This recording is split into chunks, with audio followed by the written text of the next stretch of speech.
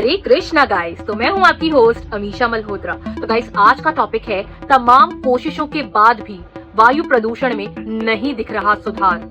जाने कैसे रखें अपने फेफड़ों को साफ। सुप्रीम कोर्ट ने मंगलवार को air quality management commission CAQM को कड़ी फटकार लगाई और दिल्ली NCR में बिगड़ते वायु प्रदूषण संकट से निपटने के उसके तरीके को गैर गंभीर बताया। भारत के चीफ जस्टिस CJI सूर्यकांत और जस्टिस जॉय माल्या बागची की बेंच ने कहा कि प्रदूषण के सोर्स की पहचान और राष्ट्रीय राजधानी और आसपास के NCR इलाकों में बिगड़ते एयर क्वालिटी इंडेक्स में उनके योगदान को लेकर काफी संस्थानों में मतभेद है। CJI की अगुवाई वाली बेंच ने कहा कि इंडियन इंस्टीट्यूट ऑफ टेक्नोलॉजी समेत आने माने टेक्निकल संस्थानों ने भी एमिशन सेक्टर को अलग अलग प्रतिशत दिए हैं। सुप्रीम कोर्ट ने कहा कि उसे लंबे समय से कई बार इस मुद्दे को उठाना पड़ा है। एक्सपर्ट्स और एमिकस क्यूरी से इनपुट मांगे गए हैं, फिर भी जमीनी स्तर पर स्थिति में बहुत कम सुधार हुआ है। अपने आदेश में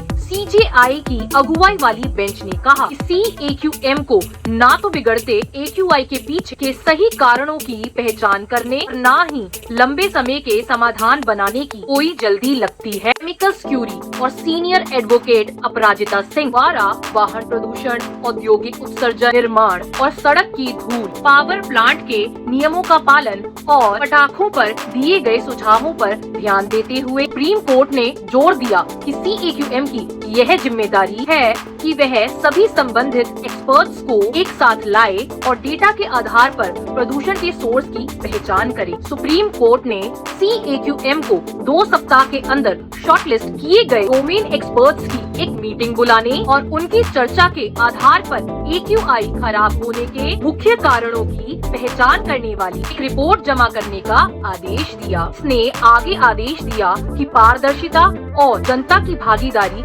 सुनिश्चित करने के लिए रिपोर्ट को सार्वजनिक किया जाए। बेंच ने CAQM से यह भी कहा कि वह लंबे समय के समाधानों की जांच शुरू करे और उनके चरणबद्ध और कार्यान्वयन की योजना बनाए। तो गाइस, अब जानते हैं कि वायु प्रदूषण से फेफड़ों को कैसे सुरक्षित रखें। भाप लेना फेफड़ों की सफाई का सबसे आसान और असरदार तरीका है। सुबह खाली पेट या शाम को 1 कप हर्बल चाय पिएं। ये फेफड़ों में जमे टॉक्सिन्स को बाहर निकालने में मदद करती है। विटामिन C, E और बीटा कैरोटीन से भरपूर सब्जियों और फलों का सेवन करें। यह फेफड़ों को डिटॉक्स करने में मदद करते हैं। गले और फेफड़ों में जमे बलगम को साफ करने के लिए नमक वाले पानी से गरारे करना बेहद फायदेमंद माना जा सकता है।